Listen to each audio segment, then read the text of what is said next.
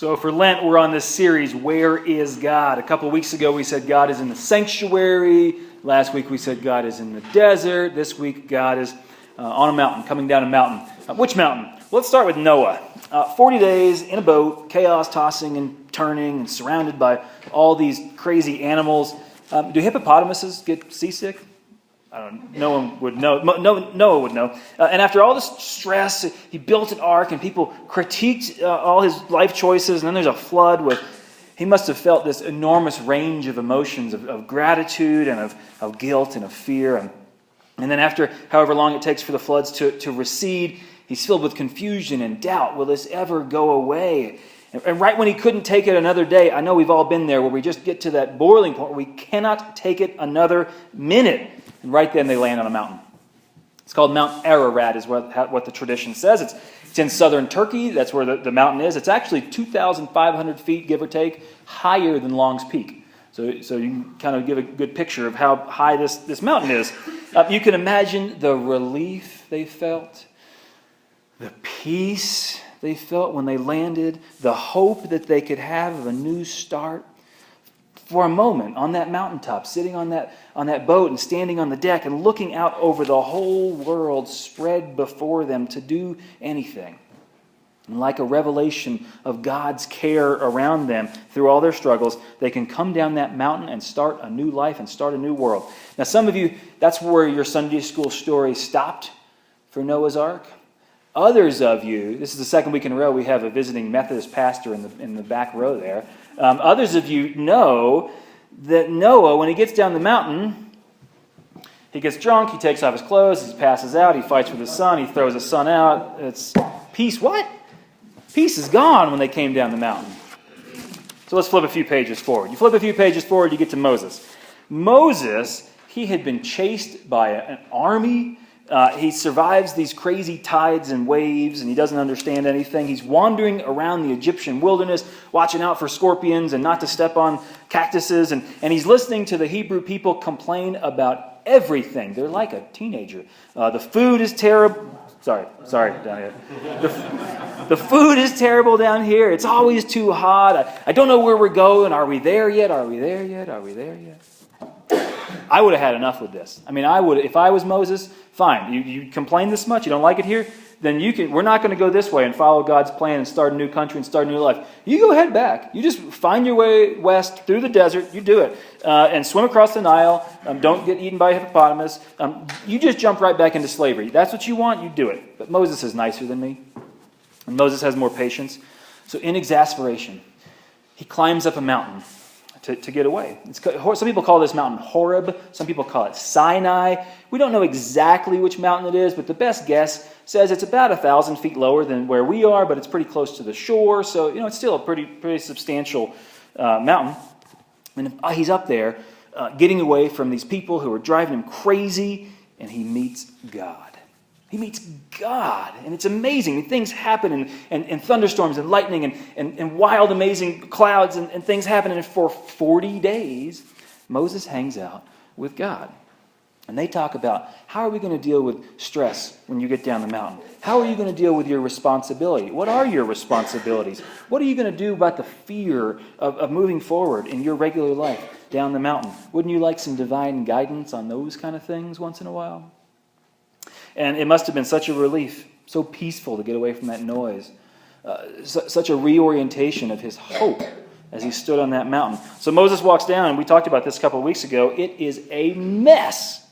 He gets down there, and the Hebrew people have given up any sense of order. They are in no type of civilization. They're in no regular part of their life. They're dancing around some crazy statue of a bull, and they're probably doing all sorts of things we can't talk about at church. It pretty much looks like frozen dead guy days in the desert. So we don't want that mountain. So let's flip ahead a little farther. A few more pages, we get to this guy named Elijah.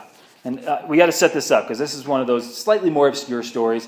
Elijah happens about 900 years before Jesus. The king of Israel is this guy named Ahab. No white whales, no hippopotamus in this one. Ahab tries to sound religious to his people because he's the king, and that's important. But really he cares a lot more about short-term economic success. and moving forward monetarily, and he cares about national security. There are probably a lot of Ahabs in Congress right now who sound very religious, and then they do this other thing. On the other side, you have Elijah, who is a prophet of God, a Jewish prophet. He cares about faith. He cares about taking care of poor people. He cares about maintaining the kinds of things that Israel was founded upon. Now, if that was all the setup of the story, Elijah would have griped about Ahab, told him what's what. It would have been no big deal. It just would have been another talking head. You could have turned the channel, ignored him, be gone with the prophet. But a few years before, Ahab's dad had set up a marriage between Ahab and a princess of the neighboring country, which makes a lot of sense. It allows some good national security, some good relations with the country down the way there. But the new princess of Israel, who would become queen, she's not Jewish. In fact, she's actually a priestess for the religion that makes the bulls that people dance around when Moses was coming down the mountain. And maybe that could have worked. Maybe we could have gotten through that conflict if Elijah just could have complained about Ahab if the queen was silent. Or maybe Elijah could have just thrown a few zingers out there if the queen was a little annoying. But does anyone know the queen's name? Say it aloud there. Jezebel. Which just sounds ugly. She was ruthless, and she was hungry for power, and she wasted money, and she schemed to take power from the king, which is probably some more people in Congress. Ahab was misguided in his life, but Jezebel was evil. And eventually, she orders to have all the Jewish priests killed. She says, kill them. Or Jezebel does that. Ahab's too scared to disagree with his wife. And that's where Elijah steps forward to move from words into action. And you really should read this one on your own. 1 Kings chapter 19. It's the best trash talk in the whole Bible. David has some pretty good ones with Goliath, but this one's right up there. Basically, the short story is Elijah comes up to this little, it's called Carmel. It's a hill, not really a mountain, but it's close to the shore, so it looks big. He comes up there, 450 of Jezebel's hand-picked priests come up there, and they have a cooking contest. It's a barbecue contest. That's basically what it is. But God is the oven, so the trick is who can call down God to start the fire?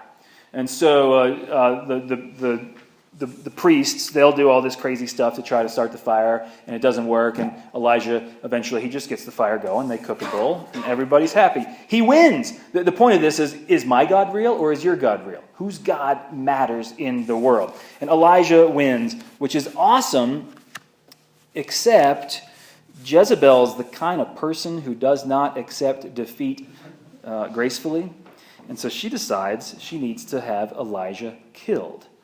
So he runs for 40 days down to Moses' mountain, Horeb or Sinai, whatever name you want to give it.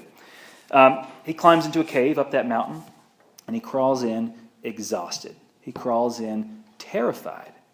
And he asks God, what do I do? We've all been to that place, exhausted and terrified and begging God for an answer of what to do. God's advice, best advice I know, sends an angel and tells Elijah, eat some cake and take a nap. That's what he says. It's true. It's in the translation. Yeah. Eat some cake, take a nap. He does it. He falls asleep, takes that nap, wakes up, probably with a little pillow lying on a rock. Eats some more cake, takes another nap. Wakes up a second time. And he goes out and stretches on this mountaintop. And he looks out over all of the whole world from his perspective. His life is on fire. His life is as crazy as if a hurricane just swirled everything together. His life is unstable, like it's an earthquake. But on that mountaintop, there is God, not in the drama, but in the still small voice, in the gentle whisper, relief and peace and hope on the mountain. So what happens next? He goes down the mountain, and he has to go and get right in Jezebel's face and start arguing, and he hires this assistant who's terrible, and some of you have had assistants who are terrible, and his life goes right back into the hurricane.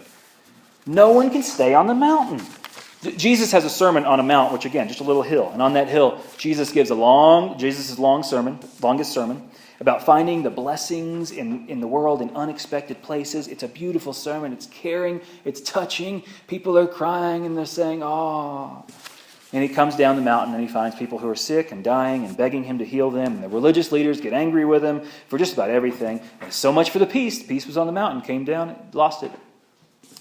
Jesus goes up another mountain for this thing we call the transfiguration, which is some weird religious thing about God shining through him in some enlightening way. It's mysterious. It's sacred. It's powerful. There's clouds. There's light. There's all that kind of stuff. You say, wow, what's going on here? And when he comes down from the mountain, he has to deal with ignorant disciples who have no clue what's going on, and pretty soon he's arrested and put to death.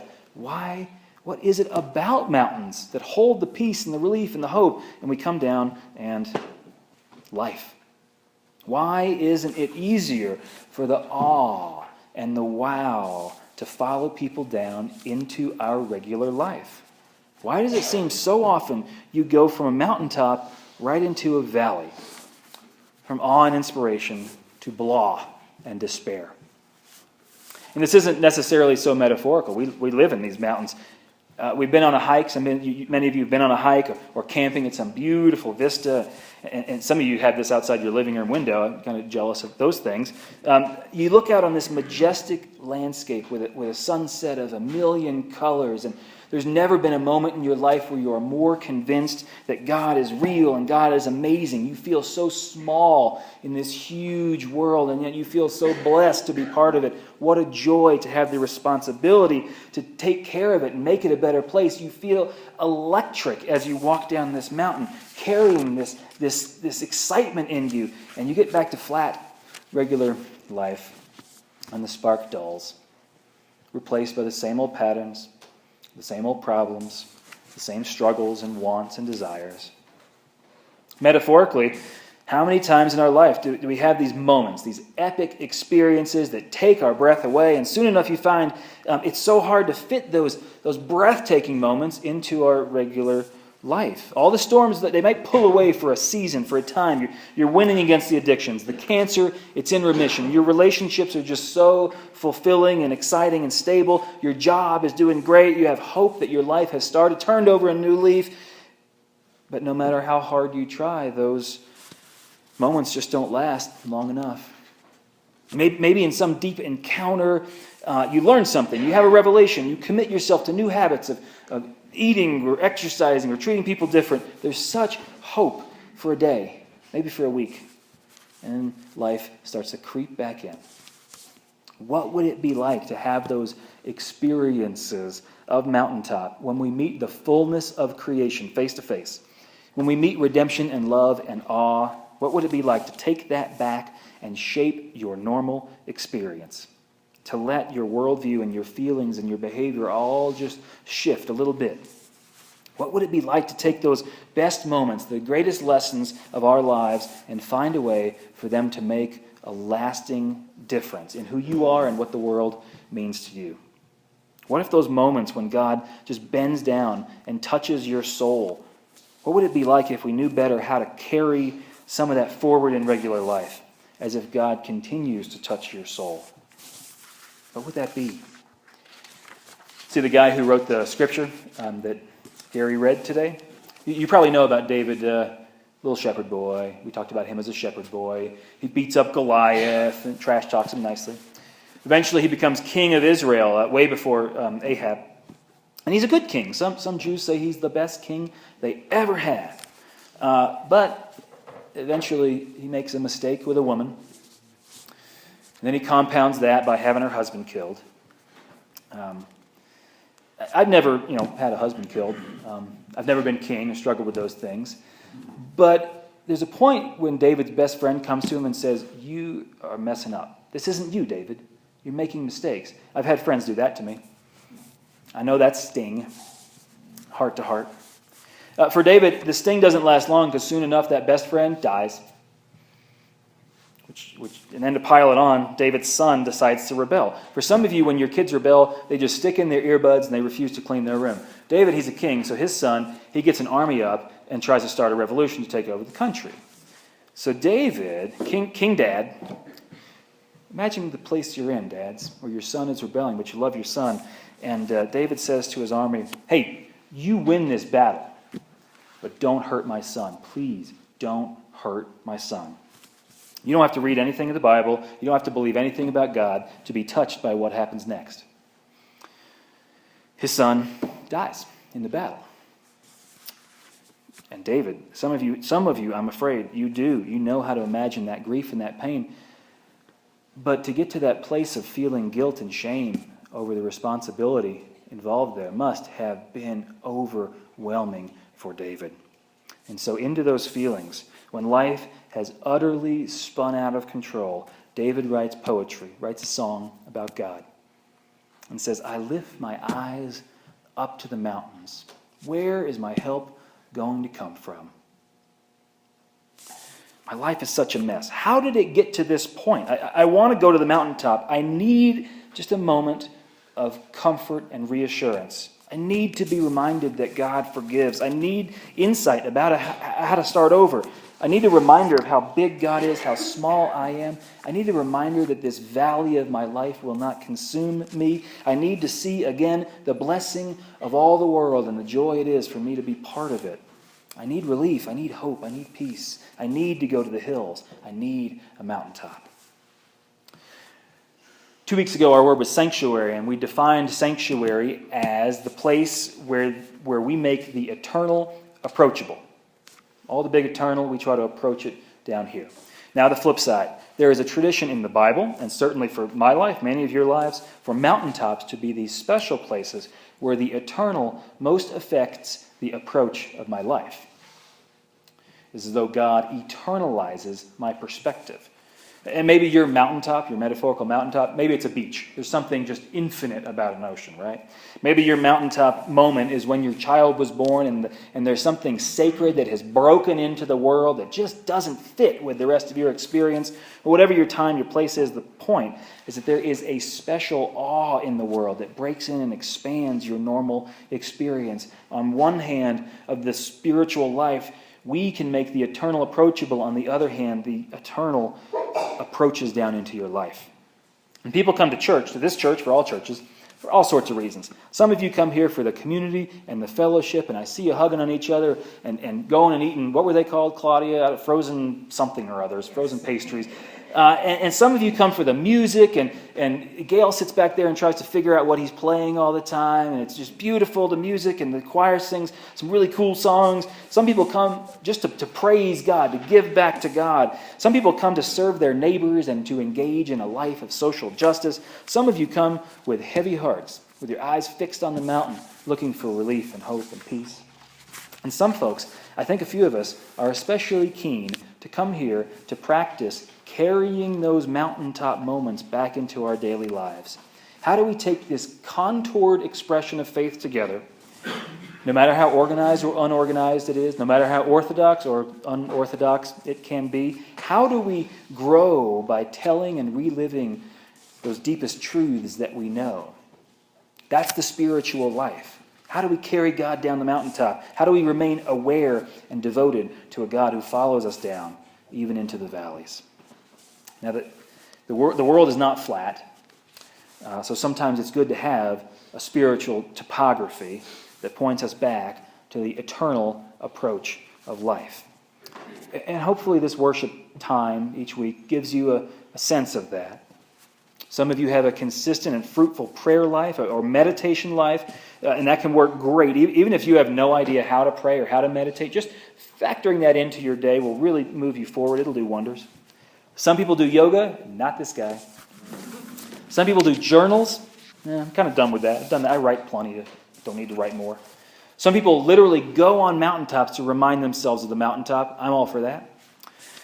And then there are practices like Lent. We are in the season of Lent. That's why there's purple going on up here. Where the idea is to spend 40 days, remember that number? We've heard it a few times. 40 days with a heightened awareness of God coming down in the mountain after us, coming down after us. And the 40 doesn't really matter. For Hebrews, that was a symbolic number. It meant more about completion than it meant between 39 and 41. Kind of like for us, 9/11 doesn't mean 911. It has deeper significance for us in this culture. So whatever 40 means, we have 21 days left of Lent, and you have 3 weeks. What that means is you have 3 weeks to refocus and remember God in your everyday life. It's sitting there waiting for you.